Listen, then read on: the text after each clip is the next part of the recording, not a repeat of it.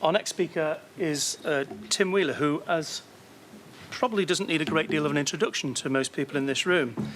Tim was appointed as Vice-Chancellor of the university in 2005, having been elected as the principal of what was then Chester College in 1998. Tim has seen the expansion of the university from 4,000 students to now 20,000 students. He's also seen the growth in turnover from around about £10 million to £120 million. But it's not all about money. What we've also seen is a huge increase in the cultural diversity in our city. We've seen students making an incredible contribution at an undergraduate level.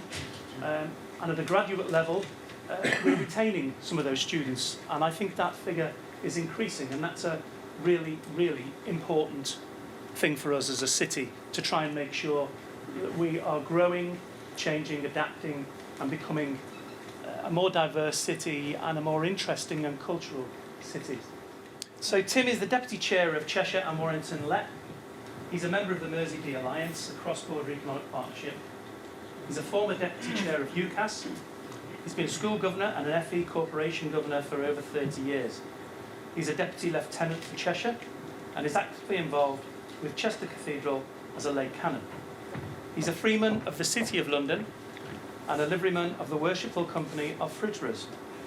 He's married with 3 daughters, lives in Cheshire, and enjoys music, theatre and the arts.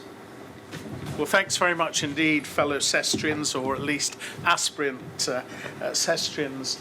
I've got a number of issues that I want to address and leave, obviously, a number of questions hanging for the last session. It is. I find this quote served me well for over 40 years because it focuses those issues that you need to address. And I've started by looking at some of the research which has been done on the impact of towns and cities that have universities and those that don't. And if you look at some of the issues that are there, it is increasingly that graduates are attracted to large urban areas, large cities. And we've got this issue from rural to urban. And if you look at Cheshire West, you see a depopulation in terms of under 25s.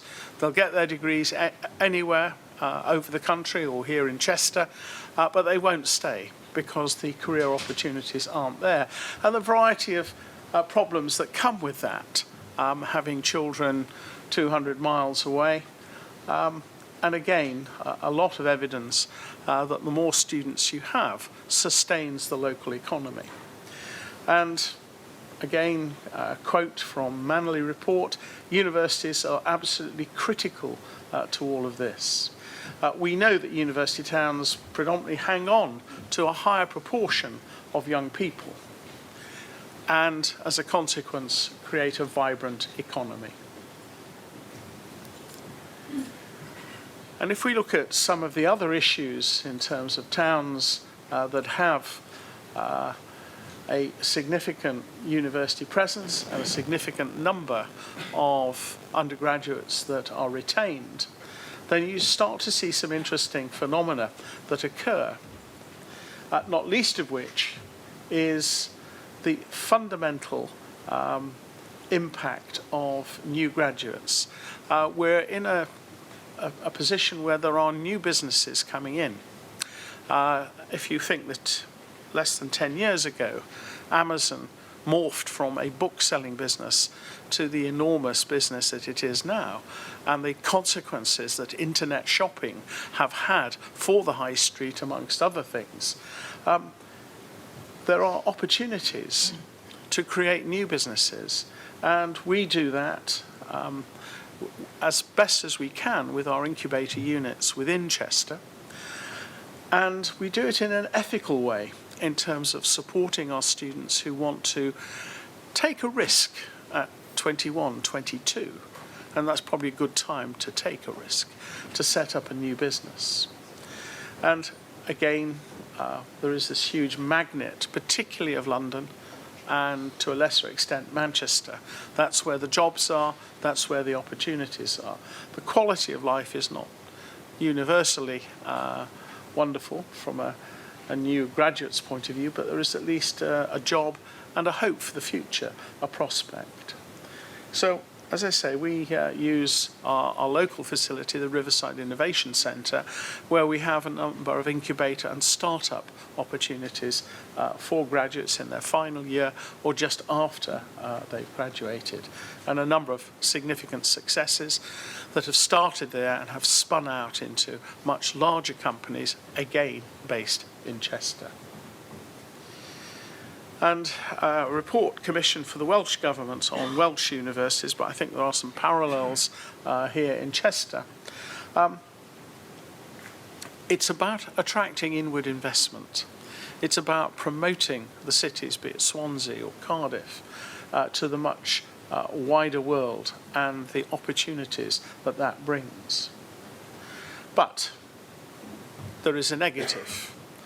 When you get very large numbers of students, there are disbenefits, there are issues like studentification, and those need to be addressed and acknowledged by the University of Chester and hopefully ameliorated in partnership with others. But as I say, why do students want to stay in Chester? Quality of place, quality of opportunity, friendships, networks, and an affection for the city. And in so doing, they address local issues in terms of skills gaps. We regularly talk to both large and small employers, and there are a number of significant skills gaps which are compromising their ability to grow their businesses and to contribute to the economic wealth of the city and the county. This is the only bit of psychobabble I'm hoping to use this morning, and it's what the reality is and how it's perceived. And the reality is that students are happy. They make a very positive impact in terms of civil society. Lots of issues there that are positive. There are some which in reality are positive but can be perceived as negative. Students are rather independent, tend to take a long-term perspective. And perhaps the argument that the city puts students first. On the negatives, and it's student debt, sustainability, employability, there are isolated problems, and there's certainly a perception of studentification, that somehow students cluster in large areas at the expense of local existing residents. And then there is what I always find the most interesting about a Johari window, the negatives that nobody will tell you about.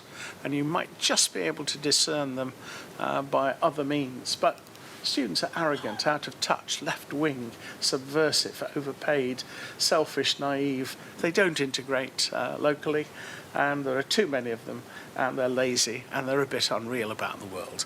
But other than those very positive aspects, overall, I would argue, and I hope to evidence, that the contribution of students to the local economy and local society is more positive than it is negative. Well, acknowledging the disadvantages. The obvious issue, if you get too many students, that it may be problematic for other individuals who are growing up looking for jobs, because if students want to stay, they may take non-graduate jobs. And the evidence suggests that it is much easier for them to get non-graduate jobs than individuals who don't have a degree or haven't got the same level of education. And that can certainly create resentment and concern in terms of the balance within a city. We are reinforced as a university by doing everything we can to get our students into meaningful employment. There are university league tables, we are measured by government, and we put a huge amount of resource into preparing our students for employment and supporting them in applying for jobs. And in fairness, it is much, I don't knock the local job centre plus, they do a very good job, but they haven't got the resources which a university can throw into employment promotion. So how do we mitigate those problems of studentification? I think by getting our students out in terms of volunteering, in terms of working with the local community, to try and blur that distinction, that competitive advantage that they have. And you will see that there's a whole range. It isn't just students, it's staff. There's a huge engagement of people who work at the University of Chester in their local communities.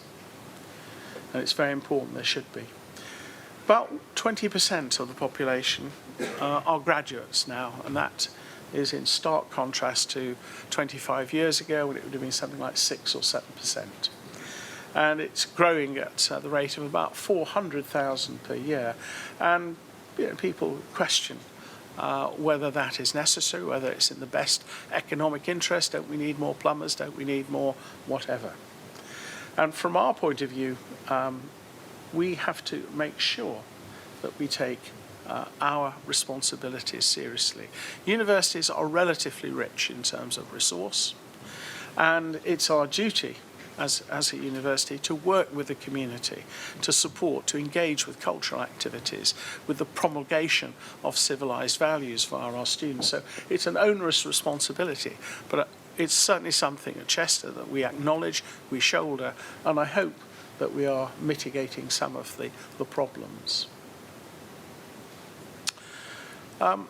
Issues of studentification, this kind of concentration of students, I think from our point of view, we have to go beyond the majority of students who are altruistic by creating opportunities for all students to participate. So, for instance, every student at the University of Chester at the end of their second year does a work-based learning activity.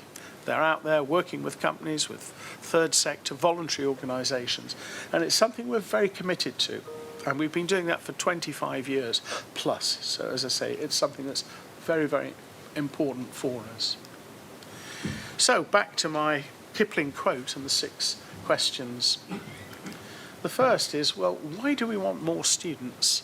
Well, quite simply, there's a compelling economic argument that a highly educated workforce, the number of graduates, increases economic activity and supports GVA. The research that we had independent organisations do in 2015-2017 showed that we made £386 million worth of contribution to GVA. That's a huge economic impact. Our estimate for this year, and we will be doing or asking an independent body to do the research again, we would guess it's around about £500 million that we inject into the economy. The spend for a university is very local, so the economic multiplier effect is very high compared, say, to a large multinational, which may be much bigger in terms of activity than the university, but nevertheless has perhaps a multiplier of 0.1 or 0.2. We employ 1,550 people directly within the university. With our economic multiplier effect, we are sustaining another 3,000 jobs. And we know when we speak to our students and those who at the end of their careers or at the end of their studies want to go into activities, they cite the quality of life and the quality of place in Chester. Well, what can I tell you about our students? One of the impacts of having a university is that we retain local students, and by that I give an arbitrary definition of about 25 miles. all new entrants to Cheshire Constabulary are trained at our Warrington campus, and 80% of those students are local students from Cheshire. And the majority of the other 20% are from adjacent local authorities. In terms of teacher training, we provide 30% of new recruits into schools in Cheshire. And we provide about 65% of CPD, which meets about 50% of the interests. Roughly 50% of nurses and midwives across Cheshire and up the Wirral have trained at the University of Chester. And in terms of midwifery, mental health, again, very high proportion of local students. You get relatively few, about 16% of our nursing and midwifery students who have come outside Cheshire. Other factors, 41% of our students are local. At undergraduate, postgraduate and CPD, it's much higher percentage. About 25% are from adjacent counties, about 11% from Wales, the rest of the UK about 13%, and what is growing is the kind of international numbers at 7%. EU has always been relatively small for us, and given current concerns may become even less. Well, what are the issues? Because we, as citizens of Chester, and as a university, have got to consider what's going to be happening over the next 20 years or so. Huge issues in terms of an ageing population. It's like a mushroom.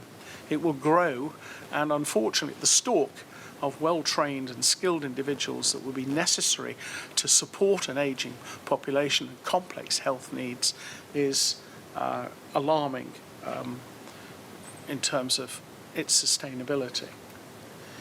International competitiveness. You've only got to look at the leaps that China and some other Southeast Asian countries are making to know that we are going to, as a society, as a country, as a national economy, we're going to have to position ourselves in the higher value-added niche markets that are going to be available.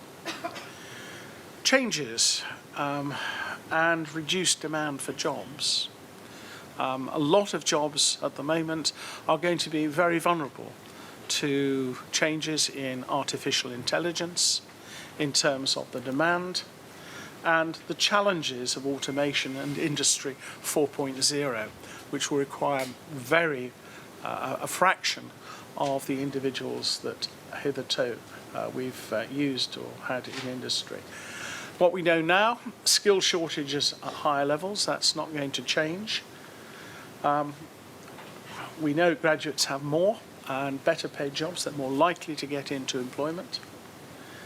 And one of the curious statistics, they live on average 7 years longer, pay more taxes, have a lower level of criminality, and they're more likely to participate in society and volunteer.